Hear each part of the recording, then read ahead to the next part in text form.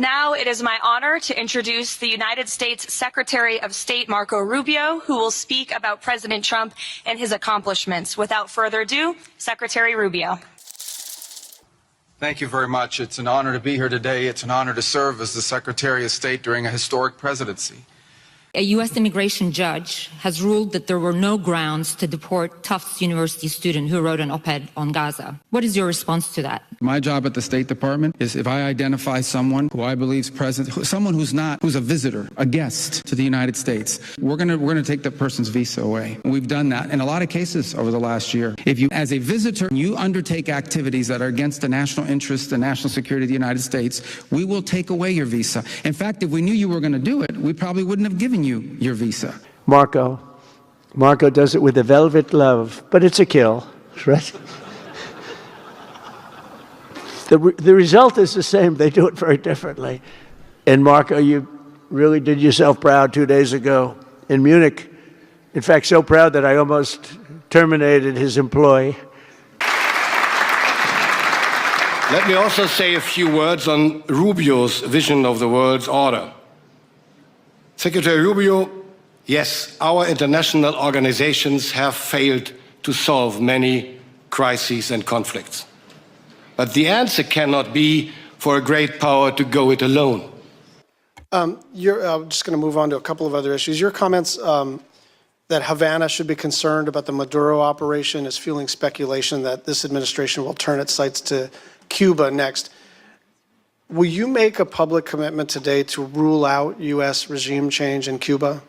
Regime change? Yes. Oh, no, I think we would love to see the regime there change. We would like to, that doesn't mean that we're going to make it change, but we would love to see it change. There's no doubt about the fact that it would be of great benefit to the United States if Cuba was no longer governed by an autocratic regime. But you know what we mean by regime change. We don't mean, I wish someone else were in charge. When we talk about regime change, we're talking about using the power of the United States, usually kinetic power, but often other kinds of coercion.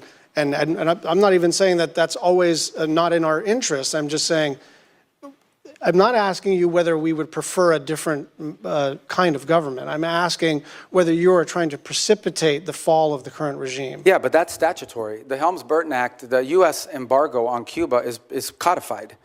It was codified in law, and it requires regime change in order for us to lift the embargo. Okay.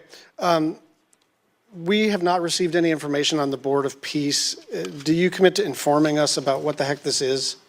Yeah, it's okay. A Board of Peace. Thank you. Well, I mean, I'll just note that Albania, Armenia, Azerbaijan, Bahrain, Belarus, Bulgaria, Cambodia, Egypt, Hungary, Indonesia, Israel, Jordan, Kazakhstan, Kosovo, Morocco, Mongolia, Pakistan, Paraguay, Qatar, Saudi Arabia, Turkey, UAE, Uzbekistan, and Vietnam. There are a lot of countries with whom we normally work very closely and with whom we are aligned geopolitically and in terms of values that are not on the Board of Peace. And so I think it's reasonable for us to wonder whether something in terms of a, I don't know, competitive structure to sort of either undermine the UN or circumvent the UN. I just worry that a lot of our friends are not on that list, and some of our adversaries are. Joining me tonight is Mark Caputo, the reporter behind that Axios scoop. He broke the story.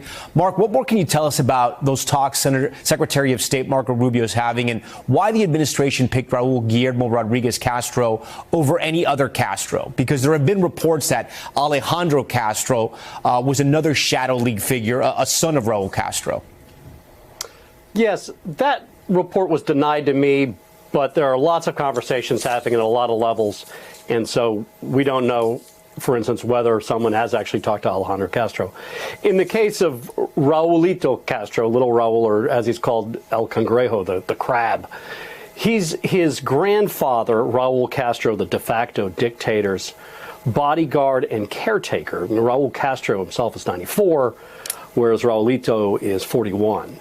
So not only is he a direct line into the real sort of power behind the throne in Raul Castro, Raulito also is friends with and runs in the same social circles as the Cuban officials who run the giant military industrial business conglomerate that's known as Gaesa.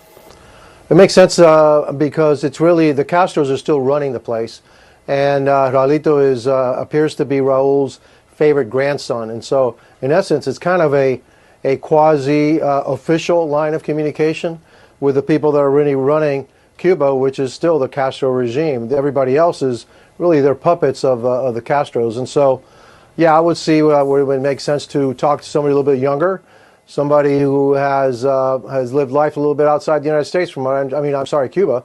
I understand, Raul Castro's grandson goes around the world, and so he understands what the world is like. And so I would think that that would be the way that that the administration is going. Have you spoken to any Cuban officials about this? No, we haven't spoken directly about this now. No, I'm not going to comment about any conversations we've had on this topic. Suffice it to say, what it's important to be out there and everyone needs to know is that we're going to have our own information on this, and we're going to figure out exactly what happened. And there are a number of things that could have happened here. But I'm not even going to speculate as to what it could have been. It's a wide range of things. But suffice it to say, it is highly unusual to see shootouts in open sea like that. It's not something that happens every day. It's something, frankly, that hasn't happened with Cuba in a very long time. So, with that, I'm going to bring back my my friend, my colleague, my brother, Mario Diaz-Balart, back up to the. Thank you, Chief. Thank you.